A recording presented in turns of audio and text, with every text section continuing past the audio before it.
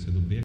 Jorge, queria pedir para você fazer uma retrospectiva sobre a atuação do Legislativo, já que nós encerramos um ano e estamos iniciando outro, e também aproveitando a perspectiva agora, já que a Câmara Municipal do Natal está sobre a nova gestão, a gestão de Edivan Martins.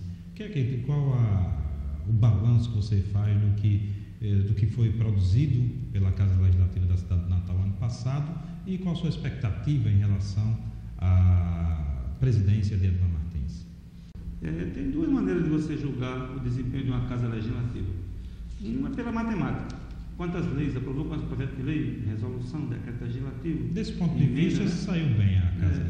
Na matemática, nem sempre é o melhor critério, né? Porque às vezes você pode aprovar 1000 leis e quais aquelas que terão alcance social, né? Então eu acho que é preciso analisar sob o olhar, né, do interesse da sociedade, né? O olhar político, né?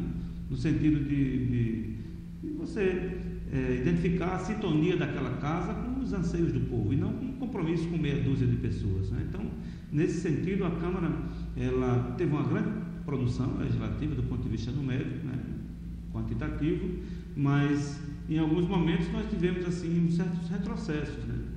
Por exemplo, na hora que a gente podia aprovar uma lei importante do vereador Franco Capistrano que proíbe que o motorista seja utilizado pelo empresário para ser motorista e cobrador, que oferece um grande risco ao próprio público usuário e à sociedade, porque você vai gerar mais estresse, mais intranquilidade.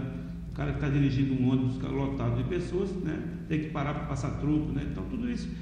Então essa lei, que nós tínhamos assim um grande movimento junto com os setores envolvidos da sociedade, a área comunitária e também os trabalhadores rodoviários, né? De repente nós tivemos uma manobra do empresariado e conseguiu inverter a lei. Em vez de a lei proibir, a lei passou a autorizar. Tanto é que nós próprios que subscrevemos votamos contrário, né?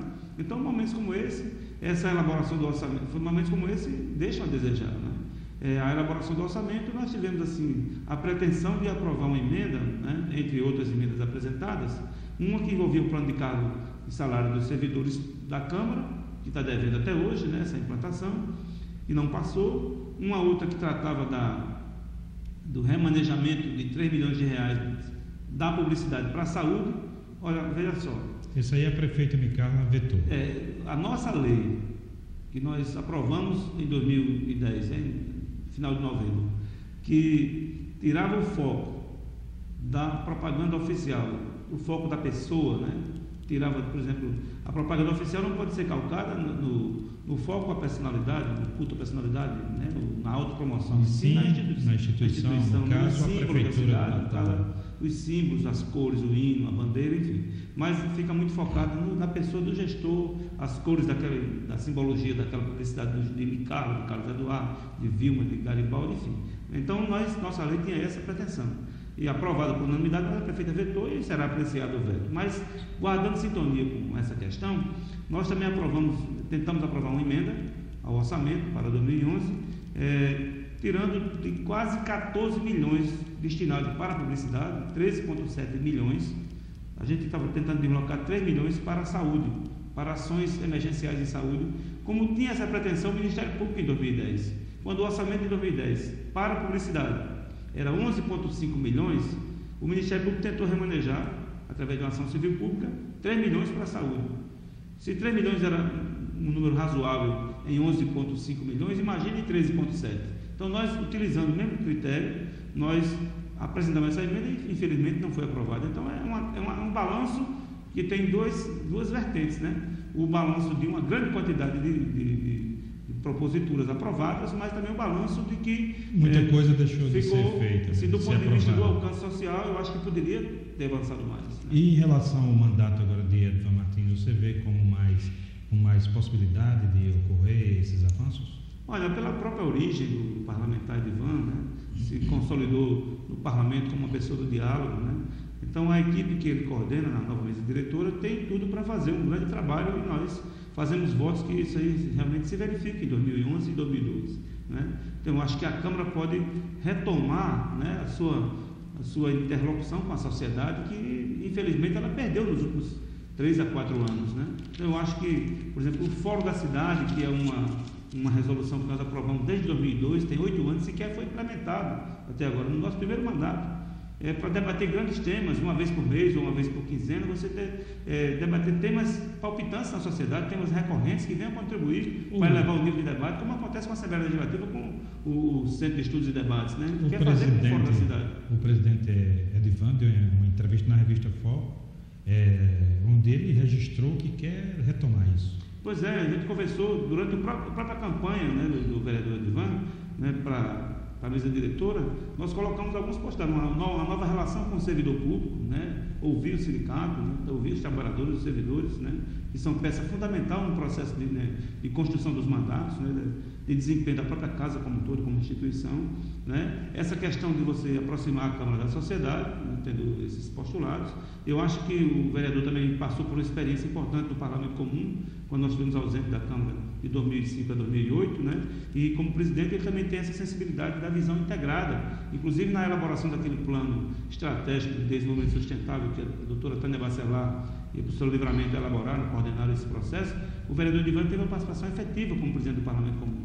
A gente naquela ocasião estávamos na gestão da região metropolitana, podemos, né, trabalhar em conjunto. Então eu acho que é uma pessoa que reúne elementos para a gente assim, ter muito entusiasmo, muito otimismo em relação ao desempenho da Câmara nesse biênio que se inicia, né? Ele é do mesmo partido da prefeita, mas ele tem muito claro, me parece, essa questão da independência do Legislativo em relação ao Executivo.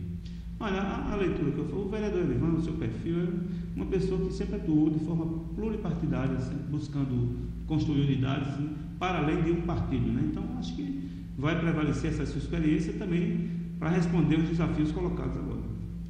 E o mandato do vereador George Câmara, o que apresentará para o seu eleitorado, para a cidade de Natal, de novidade que não foi apresentado até o ano de 2010? Olha só, nós vamos continuar naquela linha, né, daquele tripé que sustenta o nosso mandato, que é a produção legislativa sintonizada com os interesses do povo, né, a fiscalização do poder e a questão da participação da sociedade através da rede da cidadania. Então, esse é um tripé. Todas as nossas leis, as proposituras que nós elaboramos, elas tinham um pouco esse tripé, né? Eles vinham a partir de essa produção sintonizada com o interesse da maioria da sociedade, no sentido de fiscalizar o poder, de oferecer elementos para fiscalizar, para exercer o poder de maneira republicana, né?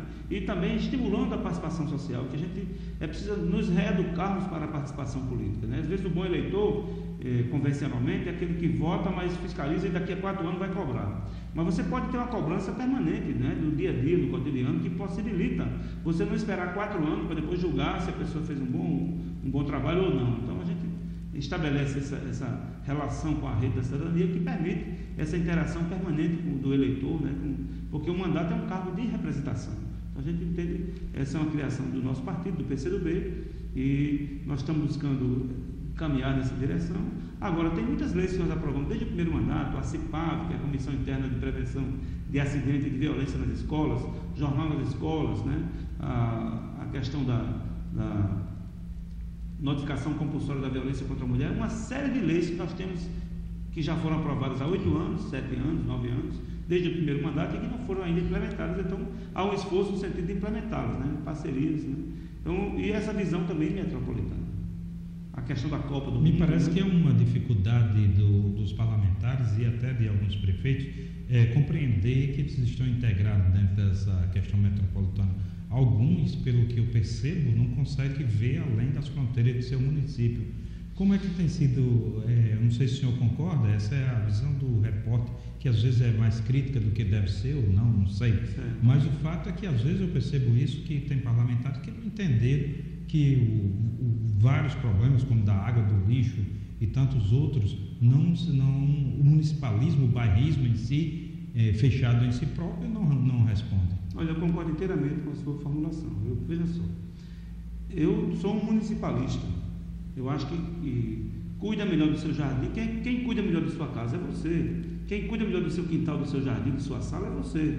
Com certeza. Né? Então, veja só, o prefeito, assim, a municipalidade ser responsável pelo trânsito, por alguns aspectos da saúde, da educação, enfim, é fundamental porque, como dizia Charles Chaplin, a vida é um fenômeno local. Então, cuida-se com mais esmero quando se conhece, quando há um certo pertencimento.